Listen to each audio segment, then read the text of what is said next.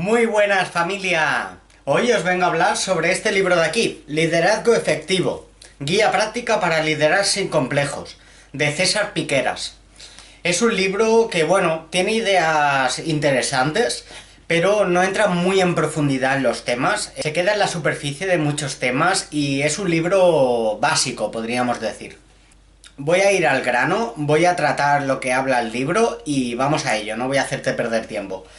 Ser líder implica valentía, disciplina, método y entrenamiento. Ser líder es como tener un rol, es como llevar un traje en el trabajo. Luego hay tipos de liderazgo. En primer lugar está el liderazgo autoritario, el que se guía por el lema de aquí se hace lo que yo diga, que a veces no es malo el liderazgo autoritario. Sobre todo en situaciones de crisis tenemos que adoptar este tipo de liderazgo. Después está el liderazgo democrático, que incentiva la participación. Se puede utilizar en el inicio de un debate para suscitar la creatividad o en situaciones poco relevantes. El liderazgo afiliativo, su lema es primero las personas. Es el que se centra en ver el bienestar, el que está atento y está volcado en el bienestar del equipo. Después está el liderazgo timonel, que es aquel más transparente y directo, que se basa en los objetivos de corto y medio plazo. Luego está el liderazgo coach, el que ayuda a desarrollar el máximo potencial, el que lanza preguntas, utiliza los silencios e incentiva la confianza. Después, en sexto lugar, está el liderazgo visionario, el que busca cambios en la sociedad, el que se guía por los valores, el de la excelencia con el cliente. Después nos comenta que tener una conversación de expectativas con los trabajadores puede ser muy bueno para ver qué esperan de ti, tú qué esperas de ellos y que haya un rumbo común. No tenemos que posicionarnos como líderes en un liderazgo y ya está, sino que se pueden utilizar en diferentes situaciones los diferentes tipos de liderazgos, en porcentajes diferentes, y según también cuál sea tu autoridad, tu cargo. Ahora voy a compartirte por aquí una tabla donde salen los porcentajes de liderazgo que tienen que llevar a cabo los CEOs, los directores de área, los mandos intermedios y los encargados de línea.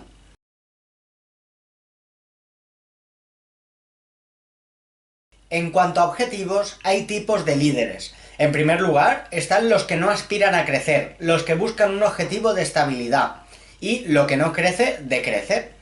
Luego están los que tratan de mejorar gradualmente, incrementalmente, los que se guían por pequeños objetivos.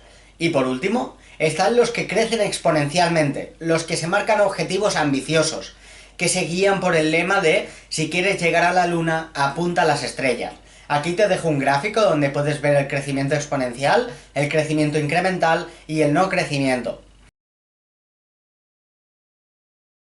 Después, en cuanto a objetivos, hay dos tipos. Están los estratégicos y los operativos.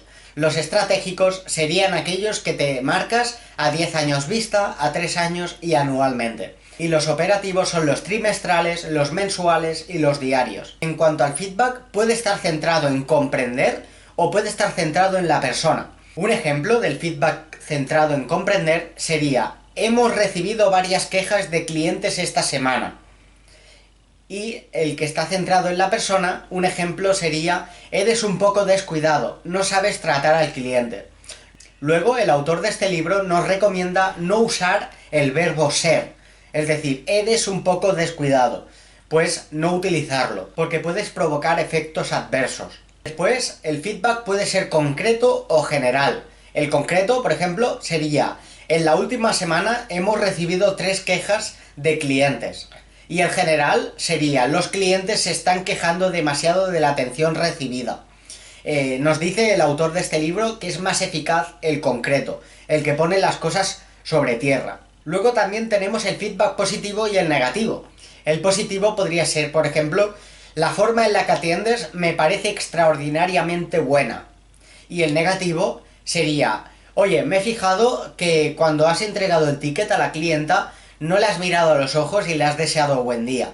Luego nos comenta que la zona de aprendizaje se encuentra fuera de la zona de confort. Y aquí te dejo una imagen donde lo puedes ver más representativamente. En cuanto a las felicitaciones, son un pilar fundamental para los líderes y las líderes. Y hay tres miedos principales, que son sentirnos vulnerables, porque muchas veces cuando destacamos las cosas positivas pensamos que tenemos puntos blandos. En segundo lugar, tener miedo a que la persona nos pida un aumento de sueldo, pero se ha visto que recibir un halago, una felicitación, tiene efectos mucho más productivos que un aumento de sueldo en sí.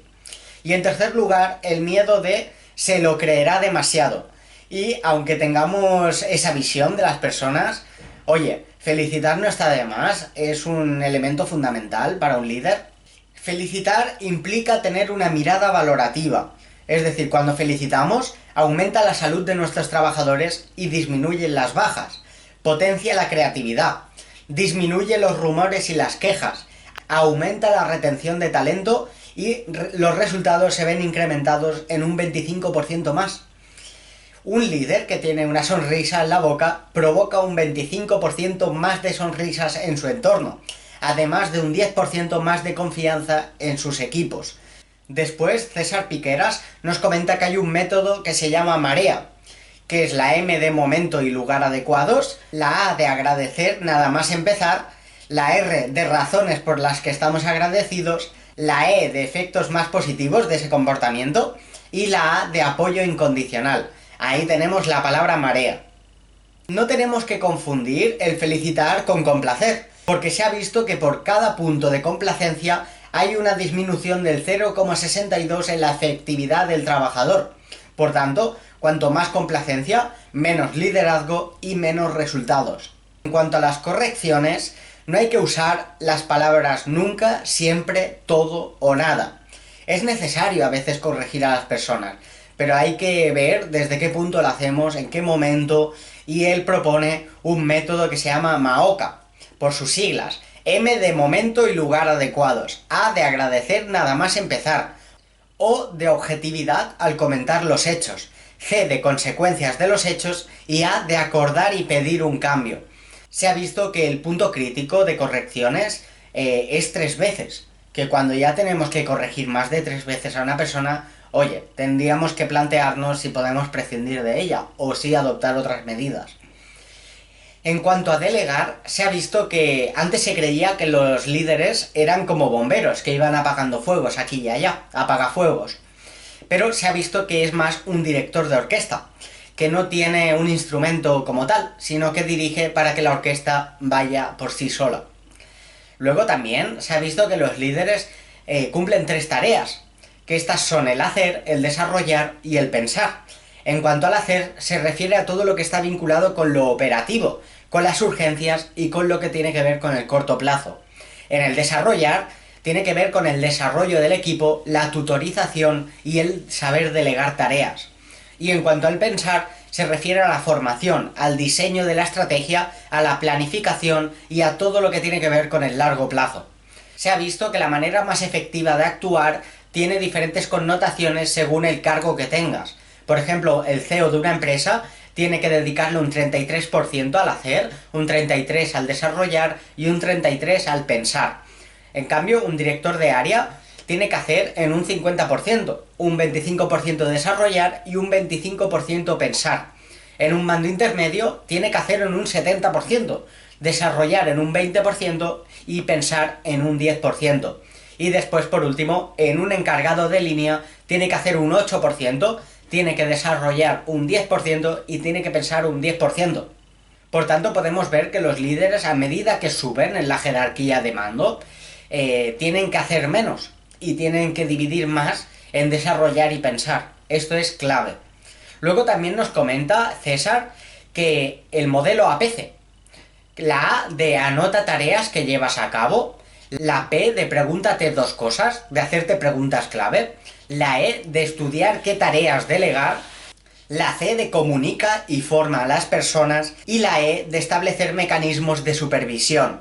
Para delegar tenemos que tener una conversación con el trabajador y lo hace a partir del modelo TC. Es la T de transmite la responsabilidad, la E de explica con concreción en qué consiste esta tarea, la C de chequea que todo está claro y se entiende, y la E de establece mecanismos comunes de supervisión. Luego, en cuanto a perfiles de personas, se ha visto que hay varios tipos. En primer lugar están las A positivo, que son los que exceden nuestras expectativas como líderes. Después están los tipo A, que son los que hacen un buen trabajo. Después están los tipo B, que son los que tienen áreas no críticas de mejora, es decir, que pueden mejorar en temas, pero que no son críticos para la empresa. Luego está el tipo C, que son aquellas que no llegan a ser competentes. Y después está el C negativo, que son los que tienen una actitud tóxica en la empresa. En cuanto a la matriz de aptitud-actitud, que te la comparto por aquí para que lo puedas ver visualmente, que hay 4 tipos de personas. Las que quieren y saben, a este tipo de personas las tenemos que apoyar. Las que quieren y no saben, a este tipo de personas las tenemos que apoyar y formar. Las que no quieren pero saben, a estas personas las tenemos que motivar o tenemos que prescindir de ellas. Y por último, las personas que no quieren y no saben, que no pueden ser buenas para nuestro equipo y tenemos que prescindir de ellas. Por último, en cuanto al modelo Grau, G de goal, de objetivo, R de reality, de realidad, O de options, de opciones, y W de will, de deseo. Y aquí te dejo una imagen que es como el método Grow, es como un puente para llegar al objetivo que queremos, al otro lado, para pasar de un punto A un punto Z. En cuanto a la productividad, se ha visto que hay 4 pasos que tienes que seguir para tener máxima productividad. El primero es tener una meta clara. El segundo es establecer un plan concreto. El tercero es ponerlo en marcha, llevar a cabo una acción, porque vale más 1 miligramo de acción que 1 tonelada de intención. En cuarto lugar, tener un entorno favorable, es decir, tener un clima de trabajo, tener un equipo predispuesto a esta productividad y a este crecimiento. Bueno, hasta aquí han sido las pepitas de oro que he podido sacar de este libro de aquí, Liderazgo Efectivo. Como te digo, es un libro que es bastante básico, pero bueno, sí que te da unas nociones básicas de los tipos de liderazgo, de los tipos de personas que hay en un equipo y los diferentes tipos de líderes, de cómo hacer feedback, de cómo felicitar, de cómo corregir, de cómo delegar y, como te digo, los diferentes perfiles de trabajadores que hay. Dime en un comentario si te habías leído este libro, si lo conocías y si te ha gustado el contenido, que he sido claro, directo, conciso. Déjate un like, que se agradece muchísimo. Y nos vemos en el próximo vídeo. ¡Un fuerte abrazo!